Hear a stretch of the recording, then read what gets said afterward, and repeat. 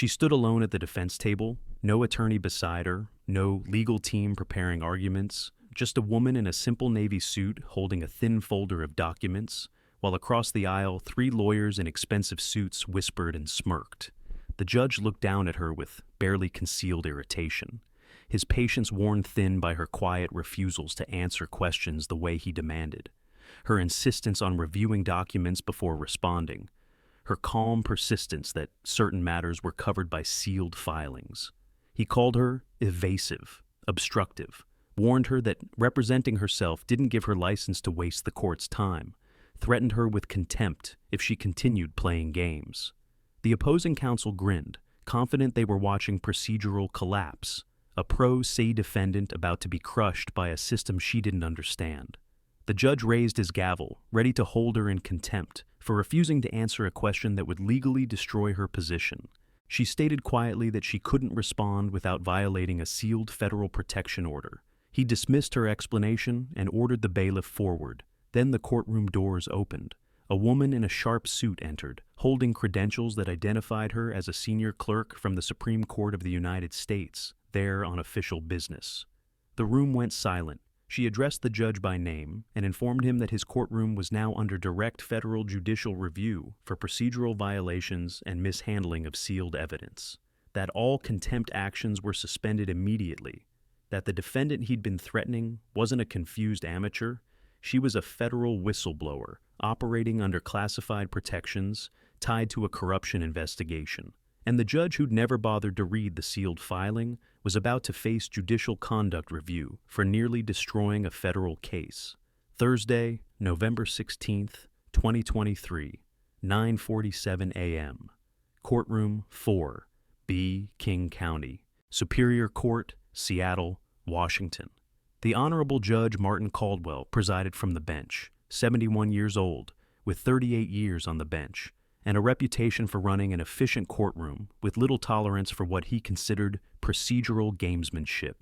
He wore his black robes with the authority of someone who'd made thousands of rulings and expected his word to be final. Below him, at the plaintiff's table, sat 3 attorneys from Morrison & Blake LLP, one of Seattle's most prestigious litigation firms. Lead counsel Gregory Morrison, senior partner 62, associate counsel Patricia Hayes 45, and junior associate David Kim 31. They represented Consolidated Energy Partners, a multi-billion-dollar corporation suing for breach of contract and theft of trade secrets.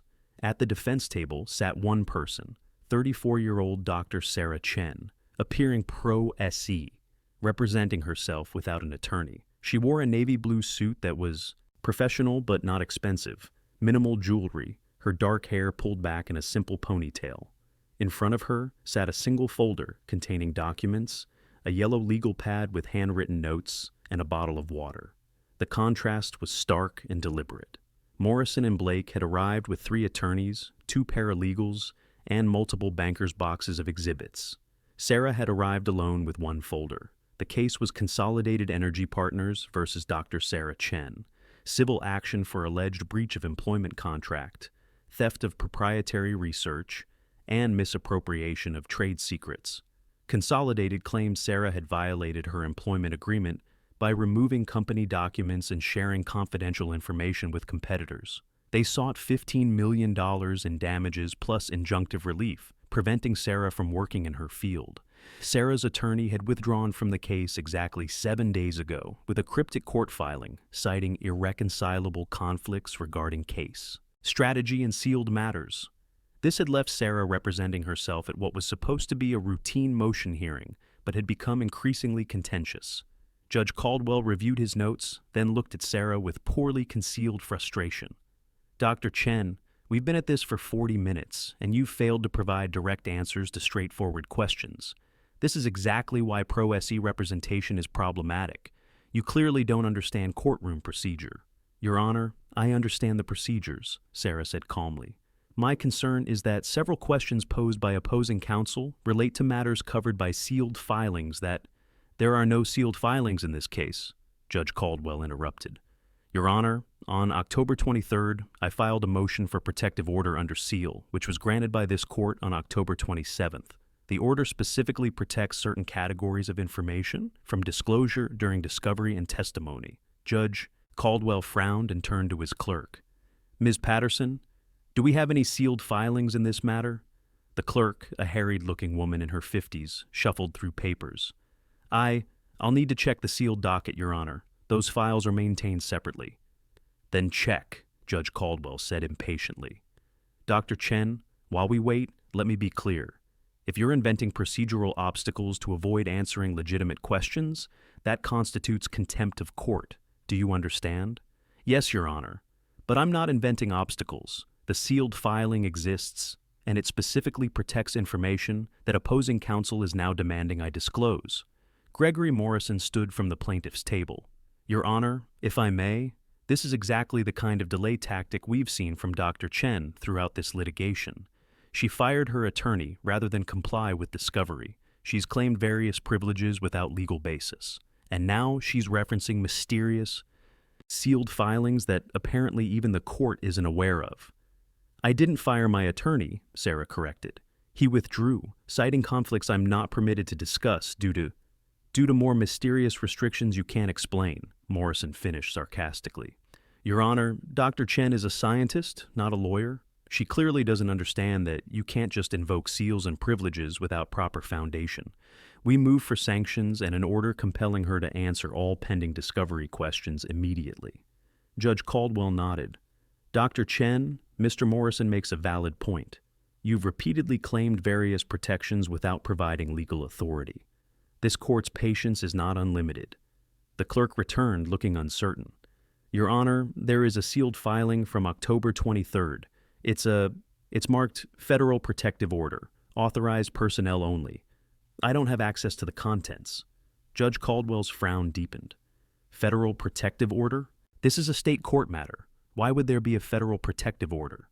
Your Honor, I can explain if we can discuss it in chambers, Sarah said carefully. The nature of the protection involves matters that cannot be disclosed in open court. Absolutely not, Morrison objected. Your Honor, this is absurd. We're in the middle of examining Dr. Chen about documents she removed from Consolidated Energy. She cannot simply invoke federal protection to avoid answering questions about her theft of company property. I didn't steal anything, Sarah said, her voice still calm, but with an edge now. I reported illegal conduct to federal authorities as required by law. The documents I removed were evidence of— Stop, Judge Caldwell commanded. Dr. Chen, you will not make accusations in my courtroom without proper foundation. Mr. Morrison, your client has a right to protect its interests. Dr. Chen, you claim federal protection, but provide no documentation, no legal authority, no explanation that makes any sense to this court. He leaned forward, his voice hardening. Here's what's going to happen. I'm going to ask you direct questions about your employment at Consolidated Energy and the documents you removed. You will answer them fully and truthfully. If you refuse, I will hold you in contempt of court. Do you understand? Sarah met his eyes steadily. Your Honor, I understand. But I cannot answer questions that would violate the Federal Protective Order without compromising an ongoing investigation. What investigation? Judge Caldwell's voice rose. You keep mentioning investigations and protections and federal orders, but you've provided no evidence that any of this exists. Because the evidence is sealed, Your Honor, specifically to prevent disclosure in proceedings like this one. Morrison stood again. Your Honor, this is circular reasoning.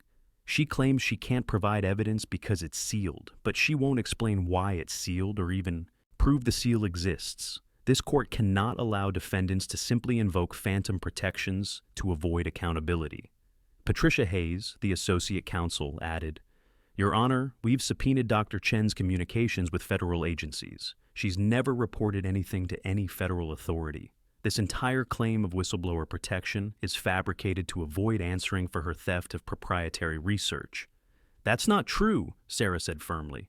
I reported to the appropriate authorities through proper channels. The fact that you haven't seen those communications is exactly the point. They're protected from disclosure. By whom? Judge Caldwell demanded. Who authorized this protection? What agency? What investigation? Sarah hesitated, visibly struggling. Your Honor, I'm not authorized to disclose the specifics in open court. The protective order itself specifies I don't care what some alleged order specifies. Judge Caldwell's patience snapped. This is my courtroom, and I will not have defendants obstructing proceedings with vague claims of federal protection that they refuse to substantiate. He picked up his gavel. Dr. Chen, I'm going to ask you one direct question. If you refuse to answer, I will hold you in contempt and you will be taken into custody immediately. Is that clear? Sarah's face was pale but composed. Yes, Your Honor. When you were employed at Consolidated Energy Partners, did you remove proprietary research documents from their facilities without authorization? The courtroom was silent. Morrison and his team leaned forward, confident they finally had her cornered. Sarah spoke carefully. Your Honor, I cannot answer that question without referring to documents covered by the sealed Federal Protective Order. Specifically, the order protects information about what documents I accessed, when, and why, because those documents are evidence in. That's not an answer, Judge Caldwell interrupted. Yes or no? Did you remove documents without authorization? Your Honor, the question assumes facts not in evidence. Whether I had authorization depends on yes or no. Sarah took a breath. I cannot answer yes or no without violating the protective order. Judge Caldwell's face reddened. That is contempt of court. Bailiff, step forward. The bailiff, a large man in uniform, moved toward the defense table. Morrison smiled. Hayes and Kim exchanged satisfied glances. Sarah remained standing, her hands trembling slightly but her voice steady. Your Honor, I respectfully maintain that I am complying with federal law and court orders that supersede this proceeding. Holding me in contempt would interfere with nothing, Judge Caldwell said, because there is no federal investigation, no protective order that this court recognizes, and no legal basis for your obstruction. Bailiff, take Dr. Chen into custody for contempt of... The courtroom doors opened. A woman walked, in, mid-50s, wearing an immaculate charcoal suit, carrying a leather briefcase, moving with the kind of quiet authority that commanded immediate attention. She was Asian American, her hair cut in a professional bob, her expression neutral but focused. She walked directly to the well of the court, past the gallery, past the counsel tables, stopping before the bench. Your Honor, she said, her voice clear and calm. My name is Catherine Wu. I am a senior clerk from the Supreme Court of the United States, Office of the Clerk. I am here on official business regarding this proceeding. She held up credentials, a badge and identification card bearing the seal of the Supreme Court. The courtroom froze. Judge Caldwell stared at her, his hand still raised with the gavel, his command to the bailiff hanging unfinished. I'm sorry, you're from the Supreme Court? Judge Caldwell found his voice. Yes, Your Honor. I have documents to serve you regarding this case. Catherine Wu opened her briefcase and removed several papers. Approaching the bench, she handed them to Judge Caldwell, then turned and provided copies to both counsel tables. Morrison received one set. Sarah received another. Judge Caldwell read the document, his face going from confusion to shock to something approaching horror. The document was headed, In the Supreme Court of the United States Office of the Clerk Notice of Federal Judicial Review, Case Number 23 U.S.C. 9847-RE Consolidated Energy Partners versus Dr. Sarah Chen, King County Superior Court, Washington. Case number 23-219-8473. Judge Caldwell read aloud, his voice shaking slightly. This court is hereby notified that the above-referenced matter is under direct federal judicial review, pursuant to 28 U.S.C. Section 2283 and the Whistleblower Protection Act.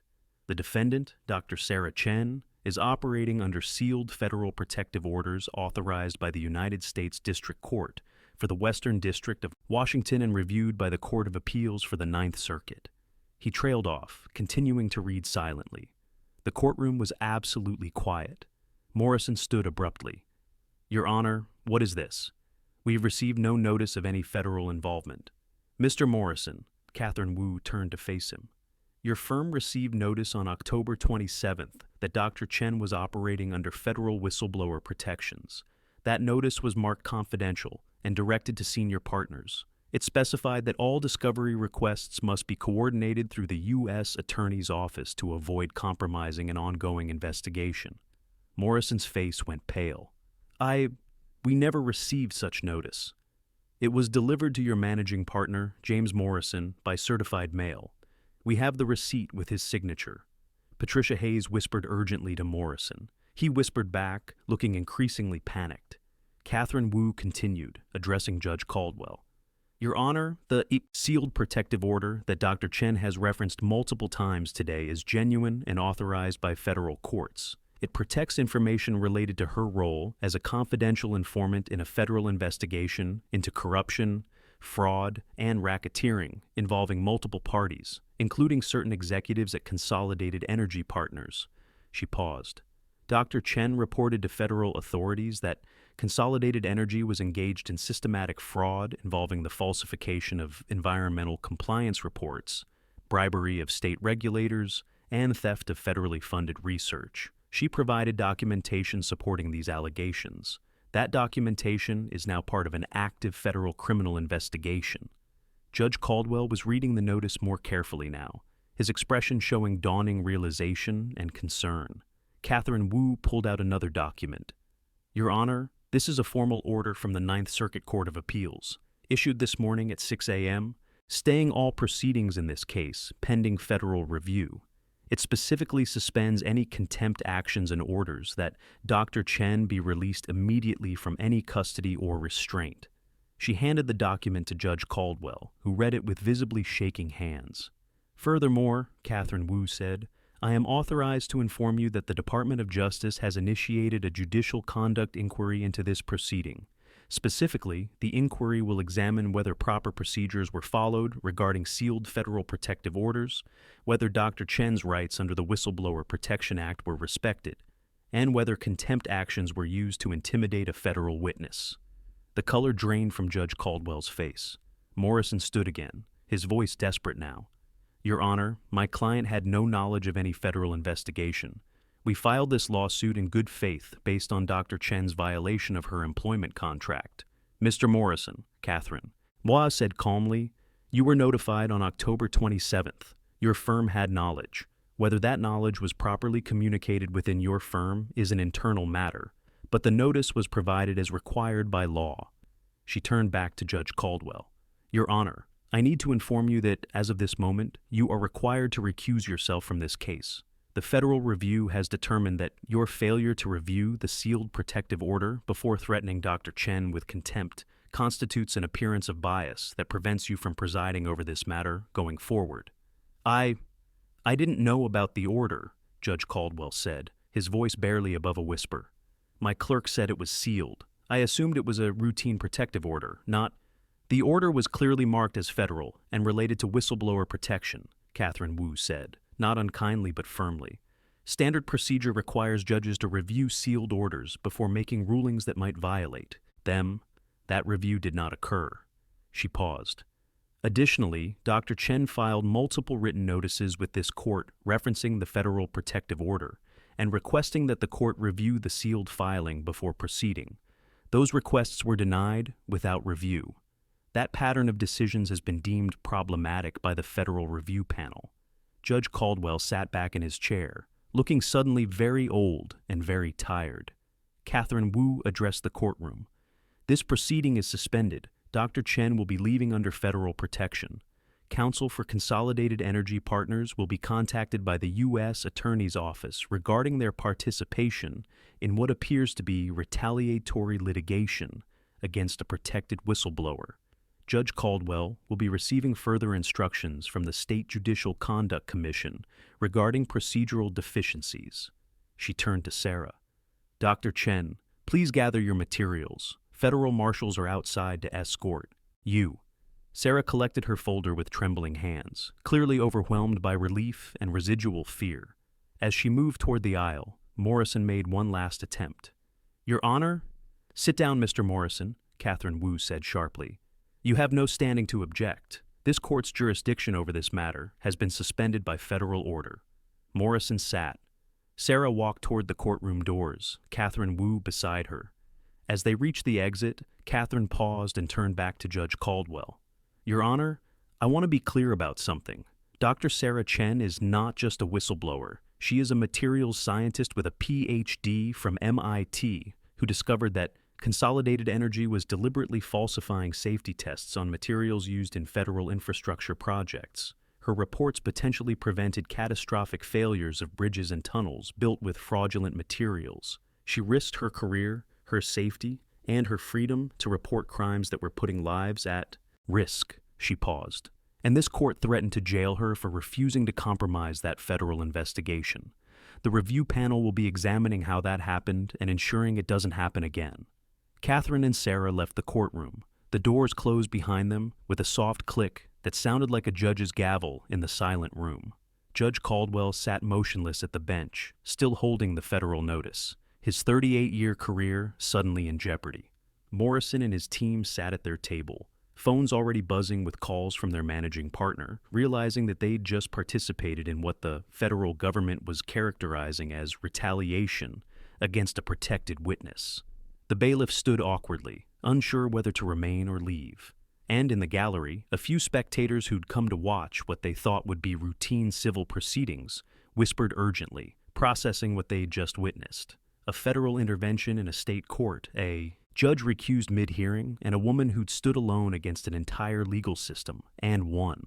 Outside the courtroom, Sarah found herself surrounded by 3 federal marshals and escorted through back corridors of the courthouse to avoid media and any potential interference from Consolidated Energy's security. Catherine Wu walked beside her. "Dr. Chen, I know that was overwhelming. I apologize we couldn't intervene sooner." "How did you know to come?" Sarah asked, her voice still shaky from adrenaline. "You sent an emergency communication to your federal handler at 7 a.m. this morning, stating that Judge Caldwell was threatening contempt and that your attorney had withdrawn. Your handler immediately contacted the U.S. Attorney's Office. They contacted the Ninth Circuit, and the Ninth Circuit contacted us. We've been monitoring this case since the protective order was issued, but we weren't authorized to intervene unless you were in immediate danger of custody." When he ordered the bailiff forward.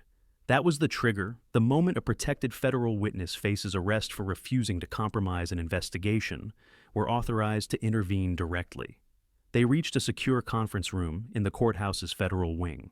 Inside, 2 people waited: Special Agent Marcus Rodriguez from the FBI, who'd been Sarah's primary handler for the past 8 months, and Assistant U.S. Attorney Jennifer Park, who was leading the federal investigation into Consolidated Energy. "Dr. Chen," Agent Rodriguez stood and shook her hand. "You did exactly right. I know that was terrifying." Sarah sank into a chair, the adrenaline finally fading, leaving her exhausted. "I thought he was going to jail me, and I couldn't explain because explaining would have violated the protective order." "You were in an impossible position," Jennifer Park said. "And frankly, you shouldn't have been. Judge Caldwell had a duty to review the sealed filing before making any rulings. His failure to do so nearly destroyed 8 months of federal investigation." "What happens now?" Sarah asked. "Several things," Jennifer explained.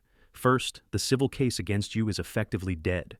The U.S. Attorney's Office will be filing a motion to dismiss based on it being retaliatory litigation against a protected whistleblower. Consolidated Energy's attorneys will face sanctions, possibly severe sanctions, for pursuing litigation after being notified of your protected status."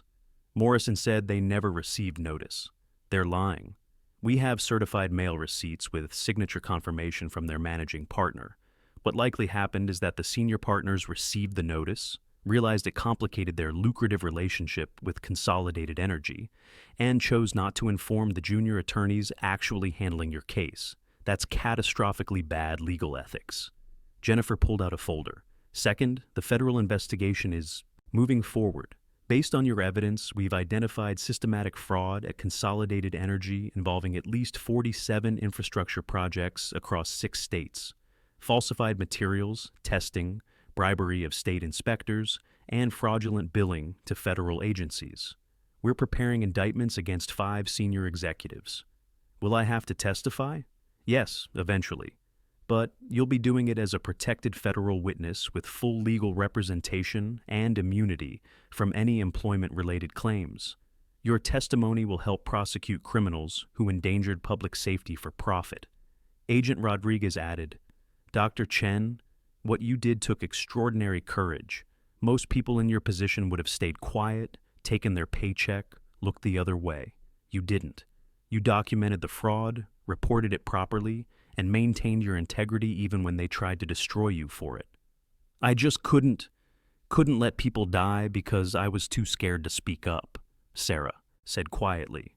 When I saw those materials test results being falsified, knowing those materials were going into bridges and tunnels where thousands of people would travel every day, "You're a hero," Catherine Wu said simply. "Though I suspect you don't feel like one right now." Sarah laughed weakly. "I feel like I almost got arrested for contempt of court." "Which brings us to the third thing that happens," Jennifer said. "The judicial conduct inquiry into Judge Caldwell.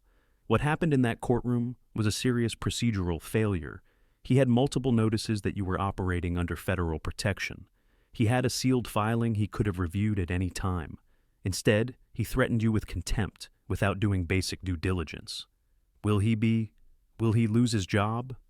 That's up to the State Judicial Commission, but at minimum, he'll face reprimand and likely removal from any cases involving federal whistleblowers. His handling of your case will become a teaching example of how not to manage sealed federal protective orders." They talked for another hour, reviewing next steps, discussing Sarah's security arrangements, and planning her continued cooperation with the federal investigation. Finally, Catherine Wu walked Sarah to her car in the courthouse's secure parking garage, federal marshals maintaining a discreet perimeter. "Dr. Chen, may I give you some advice?" Catherine asked. "Please. What happened today will likely become public. Reporters will want your story. People will call you brave. Some will call you a traitor to your employer. Social media will have opinions. My advice is, ignore all of it. You know why you did what you did. You know you followed the law. You know you tried to protect people. That's enough." Sarah nodded.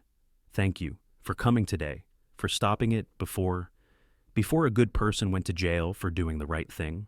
That's exactly why these protections exist, though frankly, the system failed you by letting it get that far. It shouldn't have taken Supreme Court intervention to prevent a judge from jailing a federal witness." Catherine paused.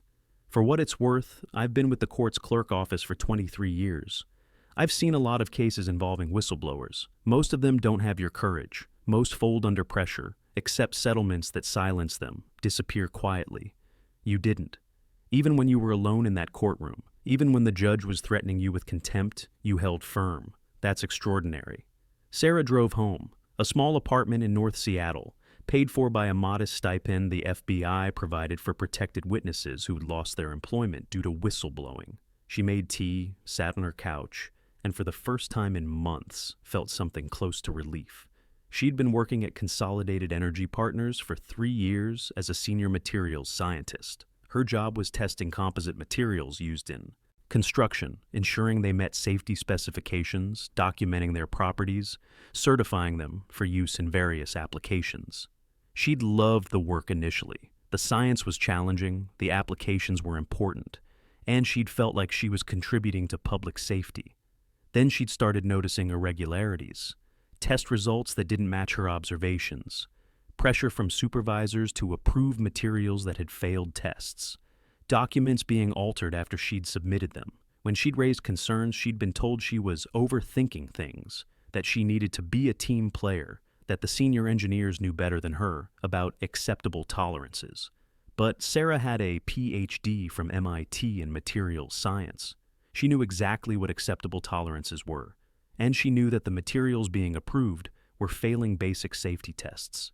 She'd started documenting everything, photographing original test results before they were altered, keeping copies of emails where supervisors directed her to change findings, recording measurements that contradicted official reports. And she'd discovered something horrifying. Consolidated Energy was systematically approving substandard materials for use in federal infrastructure projects, bridges, tunnels, government buildings, places where structural failure could kill hundreds or thousands of people. The falsified materials were cheaper to produce, which meant higher profit margins. State inspectors were being bribed to overlook deficiencies, and federal agencies receiving fraudulent test results had no idea they were approving dangerous materials for critical projects. Sarah had faced a choice: stay quiet and keep her $140,000 salary, or report the fraud and risk everything. She'd chosen to report. She'd gone to the FBI with her documentation. They'd verified her claims, launched an investigation, and placed her under federal whistleblower protection. But they'd also asked her to continue working at Consolidated Energy as a confidential informant, gathering more evidence, building a case that would be strong enough for criminal prosecution. Sarah had agreed, understanding that it meant living a double life, working normally during the day while secretly documenting crimes at night. It had lasted 8 months, 8 months of stress, fear, and isolation. She couldn't tell friends or family what she was doing, couldn't explain why she seemed anxious or distracted, had to maintain the appearance of normalcy while knowing she was helping build a federal case against her own employer. Then Consolidated Energy had fired her. They'd claimed she'd violated her employment contract by removing proprietary documents. In reality, she'd provided evidence to federal authorities as required by law. But they'd sued her anyway, a $15 million lawsuit designed to intimidate her, bankrupt her, and discourage other potential whistleblowers. Her attorney, hired by the FBI to represent her, had initially been aggressive in her defense. Then suddenly, he'd withdrawn from the case citing conflicts. Sarah had later learned that Morrison and Blake LLP had approached him about joining their firm, contingent on him not representing her. He'd accepted their offer and abandoned her case, which had left her standing alone in front of Judge Caldwell, unable to defend herself without violating federal protection orders, facing contempt for refusing to compromise an investigation that was trying to prevent people from dying. Until Catherine Wu had walked through those courtroom doors. Sarah finished her tea and looked at her phone. 17 missed calls from reporters, 12 emails from advocacy organizations wanting to support her, 6 texts from old colleagues, some supportive, some accusatory. She ignored all of them. She pulled up a photo on her phone, one she'd taken 8 months ago during a materials test. It showed a composite beam that had fractured, under pressure far below its supposed tolerance. The beam was marked with a label indicating it had been approved for use in a bridge project in Oregon. Sarah had reported that beam, had documented its failure, had provided evidence that prevented it from being installed, and potentially had saved lives. That was why she'd done it, not for recognition or reward, not to be a hero or make a statement, just to prevent people from dying because of someone else's greed. She deleted the photo. The FBI had copies as evidence, and went to bed, exhausted but finally able to sleep without fear that she'd wake up in jail. The fallout from what became known as the Consolidated Energy Contempt incident was swift and far-reaching. Judge Martin Caldwell was placed on administrative leave pending a full judicial conduct review. The Washington State Commission on Judicial Conduct launched a formal investigation into his handling of the case, specifically examining his failure to review the sealed federal protective order before making rulings that could have violated it, his dismissal of Dr. Chen's multiple requests for him to review the sealed filing, his decision to threaten contempt without conducting basic research into her claims of federal protection, the speed with which he moved to hold her in contempt, suggesting potential bias. The investigation revealed several troubling patterns. Judge Caldwell had developed a reputation for being impatient with pro-SC litigants, viewing them as time wasters who clogged his docket. He'd also expressed frustration in private conversations about what he called the federalization of state courts, his belief that federal authorities were overstepping into state jurisdiction. Those biases had combined catastrophically in Sarah's case. He'd seen a pro-C defendant making claims about federal protection and had assumed she was inventing excuses. He'd never bothered to verify because he'd already decided she was wasting his time. 3 months later, Judge Caldwell received a formal reprimand and was reassigned from civil cases to small claims court, effectively a demotion that would end his career in obscurity rather than the distinguished retirement he'd imagined. Morrison and Blake, LLP, faced even harsher consequences. The U.S. Attorney's Office filed a formal complaint with the Washington State Bar Association, alleging that the firm had received notice of Dr. Chen's federal whistleblower protection and failed to inform attorneys handling her case, pressured her former attorney to withdraw by offering him employment contingent on abandoning her representation, pursued retaliatory litigation against a protected federal witness knowing such litigation was prohibited, made false statements to the court about not receiving notice of federal protection. The Bar investigation revealed that managing partner James Morrison, Gregory Morrison's brother, had indeed received the federal notice on October 27th. He'd consulted with Consolidated Energy's CEO, who'd authorized the firm to continue the lawsuit despite the notice, with the understanding that they'd claim ignorance if caught. James Morrison was disbarred. Gregory Morrison received a 2-year suspension. Patricia Hayes received a 6-month suspension. The firm paid $2.3 million in sanctions and lost its largest clients due to reputational damage. Most significantly, the firm's relationship with Consolidated Energy Partners ended when Consolidated itself became the subject of federal criminal prosecution. The U.S. Attorney for the Western District of Washington announced indictments against 5 Consolidated Energy executives. CEO Thomas Bradford, conspiracy to defraud the United States; wire fraud, bribery; COO Michael Stevens, falsification of documents, obstruction of federal proceedings; VP of Engineering Patricia Gonzalez, falsification of materials tests; conspiracy; Chief Compliance Officer Robert Hayes, failure to report violations; obstruction; senior materials; engineer David Chen, document falsification; conspiracy. The indictment detailed a systematic scheme to defraud federal agencies by submitting the falsified materials tests, bribing state inspectors, and using substandard materials in federal construction projects. Dr. Sarah Chen's evidence was central to the case. Her documentation included 147 instances of falsified test results, email correspondence showing executives directing subordinates to alter findings, financial records showing payments to state inspectors, photographs of materials that had failed tests but been approved anyway, recordings of meetings where fraud was explicitly discussed. The case went to trial 8 months later. Sarah testified for 3 days, explaining the technical aspects of materials testing, documenting the systematic fraud, and withstanding aggressive cross-examination from defense attorneys who tried to paint her as a disgruntled employee with an axe to grind. The jury deliberated for 6 hours. All 5 defendants were found guilty on all counts. CEO Thomas Bradford received 12 years in federal prison and was ordered to pay $47 million in restitution. The others received sentences ranging from 4 to 9 years. Consolidated Energy Partners filed for bankruptcy. Unable to survive the criminal convictions, civil lawsuits from defrauded agencies, and loss of all government contracts. 3 years after that morning in Judge Caldwell's courtroom, Sarah Chen sat in a different courtroom, this one in Washington, D.C., receiving the Ridenour Prize for Truth-Telling, awarded to whistleblowers who expose wrongdoing at great personal risk. The ceremony was attended by members of Congress, former federal prosecutors, and advocacy organizations supporting whistleblower protections. Sarah accepted the award with a brief speech. "I'm not a hero. I'm a scientist who saw dangerous fraud and couldn't.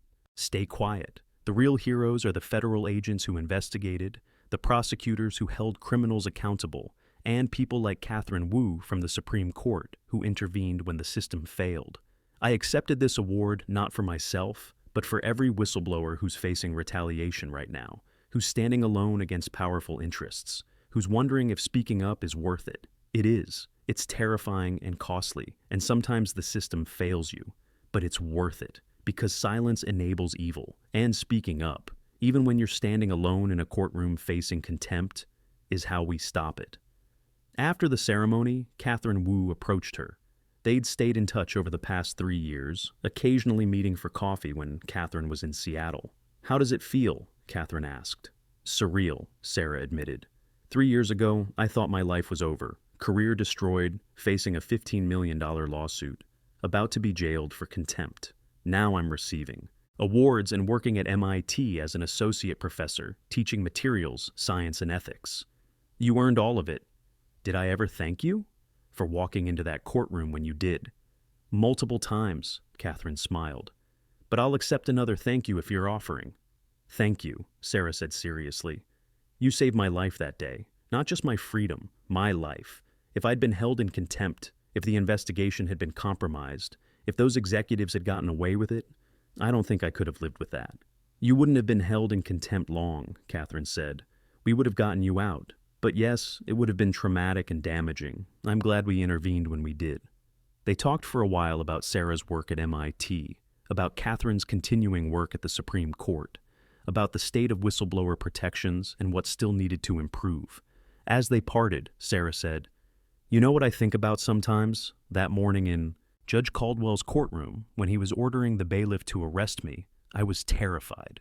But I was also thinking, this is what standing up for what's right actually costs. Not in abstract terms, but in real consequences. Losing your job, your reputation, your freedom. And I was thinking that even if I went to jail, I'd still made the right choice, because the alternative was letting people die.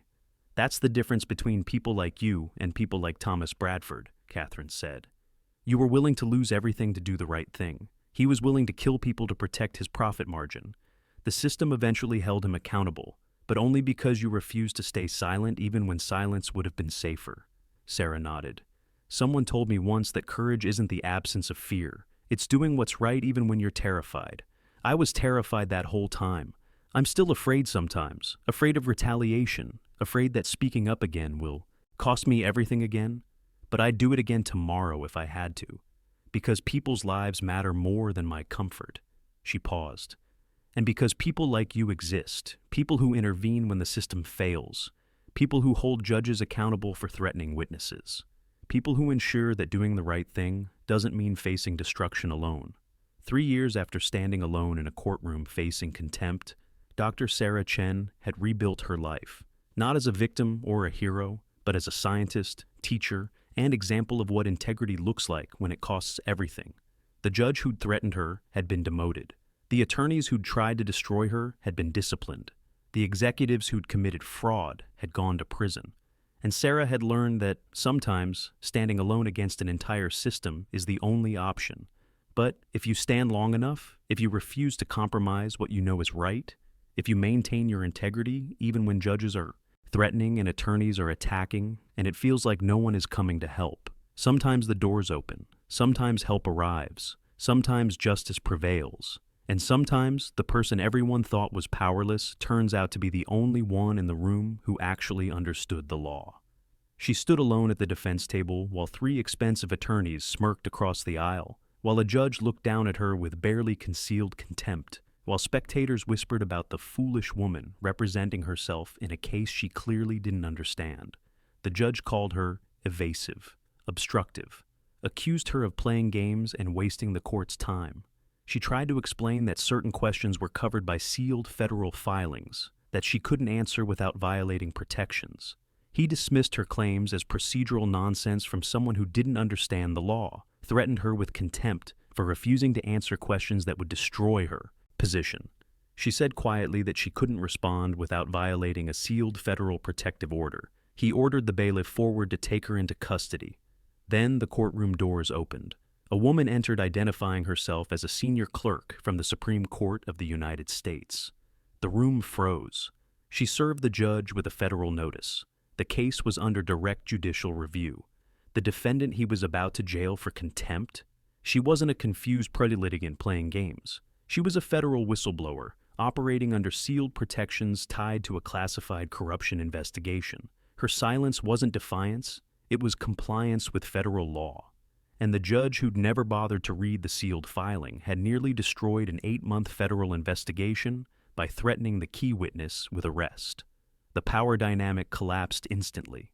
The opposing attorneys who'd been smirking began panicking when they learned their firm had been notified, weeks earlier, that Sarah was a protected federal witness, but had hidden that information to continue a lucrative relationship with their client.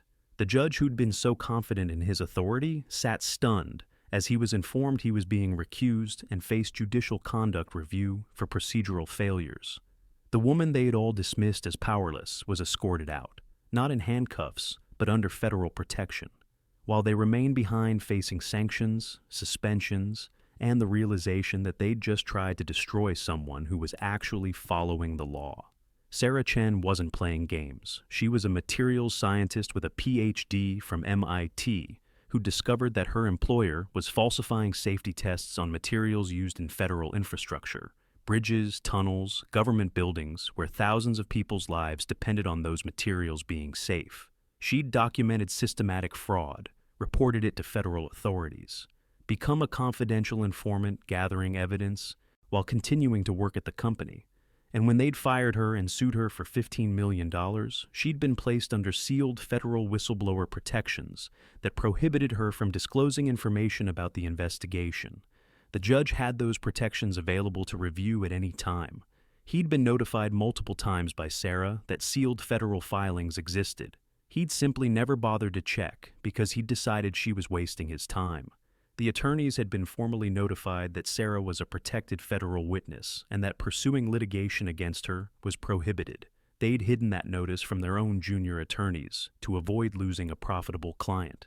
And Sarah had stood alone in that courtroom, knowing she couldn't defend herself without violating federal law, knowing that explaining why would compromise an investigation designed to prevent people from dying, choosing to face contempt rather than compromise that protection. The system had failed her catastrophically, a judge who didn't do basic research, attorneys who prioritized profit over ethics, a process that left a whistleblower facing jail for following the law. But the system also corrected itself. The Supreme Court clerk intervened. The federal government protected its witness. The judge was disciplined. The attorneys were sanctioned.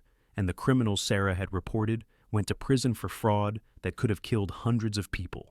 3 years later, 5 executives were serving federal prison sentences. A $4 billion company had collapsed into bankruptcy. 47 infrastructure projects had been re-inspected and repaired using legitimate materials. And Dr. Sarah Chen was teaching at MIT, training the next generation of scientists to prioritize ethics over profit and truth over convenience. The judge who'd threatened to jail her had been demoted to small claims court, his distinguished career ending in obscurity. The law firm that had tried to destroy her had lost its biggest clients and saw 3 partners disciplined for ethics violations. And the CEO who'd ordered the fraud was serving 12 years in federal prison. All because a woman standing alone in a courtroom refused to compromise her integrity even when a judge was threatening her with contempt, even when attorneys were attacking her credibility, even when it looked like no one was coming to help. She knew why she was doing it, knew she was following the law, knew she was protecting an investigation that would prevent deaths, knew that staying silent would make her complicit in fraud that endangered public safety. And she stood firm. Not because she was fearless, she was terrified. Not because the system was protecting her, it was threatening to destroy her. But because doing the right thing sometimes means standing alone against everyone who thinks you're powerless, until the doors open. Until help arrives. Until the people who assumed you were confused realize you were the only one who understood the law all along. If this story resonates, if you've stood alone for what's right, faced retaliation for exposing wrongdoing, been dismissed as powerless when you were actually following the law, hit that like button. Share with anyone who needs to hear that whistleblower protections exist for a reason, that standing up to power is terrifying but necessary, and that sometimes the person everyone thinks is lost is the only one who knows where they're going. Subscribe for stories about justice delayed but delivered, systems that fail then correct, and moments when those who threatened the powerless learned they'd just attack someone who had the law, the truth, and eventually the Supreme Court on their side. Remember, never assume silence means ignorance. Never threaten people without understanding why they're refusing. And never ever dismiss someone as powerless without first reading the sealed federal filing that might reveal they're the most protected person in the room, because the whistleblower you threaten with contempt today might be the witness who sends criminals to prison tomorrow, and by then, your career is over and theirs has just begun.